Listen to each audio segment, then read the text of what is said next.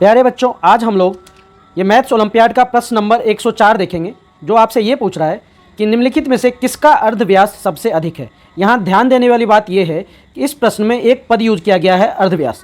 दरअसल ये पद जो है ये एक ज्यामितीय आकृति से जुड़ा हुआ है जिसका नाम है वृत्त। आइए सबसे पहले हम उस कंसेप्ट को समझते हैं, वृत्त के कंसेप्ट को, उसके बाद हम इस प्रश्न को देखेंगे। तो बच्चों, सबसे पहले बात यह आती है कि वृत्त होता क्या है।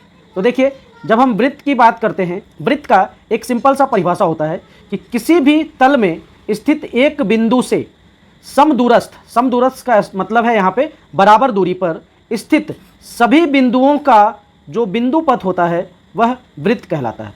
देखिए, मैंने आपको बताया, फिर से मैं रिपीट कर रहा हूँ कि वृत्त जो होता है वह किसी तल में एक बिंदु से, जैसे मान लीजिए ये बिंदु है हमारा O, इस बिंदु से बराबर दूरी पर स्थित सभी बिंदुओं को मिलाने वाला जो पथ होता है, रास्ता होता है, जिसको हम बिंदु पथ कहते हैं, वही वृत्त कहलाता है।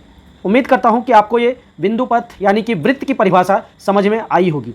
अब चूंकि ये वृत्त जो है ये अनेक बिंदुओं से मिलकर बना होता है, इसीलिए हम ये कहते हैं कि किसी भी वृत्त पर, किसी भी सर्कल पर अनेक बिंदुएं होती हैं, मतलब इनफाइनाइट बिंदुएं होती हैं, अनंत बिंदुएं। तो उम्मीद करता हूं कि आपको ये वृत्त से संबंधित पहला कंसेप्ट समझ में आया होगा। अब हम बात करते हैं कि जब हम किसी भी वृत्त पर स्थित दो बिंदुओं, मान लीजिए एक बिंदु है हमारा A और दूसरा बिंदु है B, और इनको जब हम मिला दें तो ये दोनों बिंदु को मिलाने वाली रेखा जो होगी, सरल रेखा, ये कहलाएगी जीवा। इसको हम जीवा के नाम से जानते हैं, जिसको अंग्रेजी में कॉर्ड कहा जाता है। तो बच्चों, क्या आप मुझे बता सकते हो कि किसी भी वृत्त पर कितनी जीवाएं होती हैं, मीन्स किसी भी वृत्त की कितनी जीवाएं होती हैं? चूंकि एक वृत्त पर अनंत बिंदुएं होती हैं, इसलिए आप जब अनंत बिंदुओं को आपस में मिलाओगे, चाहे ऐसे मिला दो, चाहे ऐसे मिला दो, चाहे कैसे भी मिला दो, तो ये सब के सब जीवाएं होती हैं। इसीलिए किसी भी वृत्त की अनंत जीवाएं होती हैं। ये हमारा हो गया दूसरा कंसेप्ट। अब हम बात करते हैं कि किसी भी वृत्त की जो सबसे बड़ी जीवा होती है वो केंद्र से होकर गुजरती है। मतलब ये जो जिस बिंदु से हम वृत्त की सभी बिंदुएं लेते हैं, जिस बिंदु से सभी बिंदुएं समदूरस्थ होती हैं, वो वृत्त का केंद्र कहलाती हैं, जिसको हमने अभी मान लिया O नाम दिया। और ये अगर कोई जीवा इस केंद्र से होकर गुजरता है तो इसको हम वृत्त का व्यास कहते हैं। ये वृत्त की सबसे बड़ी जीवा होती है। बच्चों ध्यान रखिएगा, वृत्त के सबसे बड़ी जीवा व्यास कहलाती है, जिसको हम डायमीटर कहते हैं इंग्लिश में, जिसको हम डायमीटर कहते हैं इंग्लिश में। आई होप कि आपको ये समझ में आ रहा होगा। अब ये जो डायमीटर है यानी कि व्यास है, इसी का हाफ, या हम यूं कह लें कि किसी भी वृत्त को उसके केंद्र से मिलाने वाली रेखा, किसी भी वृत्त को उसके केंद्र से मिलाने वाली रेखा उस वृत्त की त्रिज्या कहलाती है। त्रिज्या अर्थात इसको अंग्रेजी में रेडियस कहते हैं, RADIUS। और बच्चों, ये जो त्रिज्या होती है ये व्यास का आधा होता है। यदि हम त्रिज्या को R से डिनोट करें और व्यास को D से डिनोट करें तो इसका फॉर्मूला बनता है R = D/2। इसीलिए त्रिज्या को अर्धव्यास भी कहा जाता है। त्रिज्या का दूसरा नाम अर्धव्यास अर्थात व्यास का आधा होता है ये।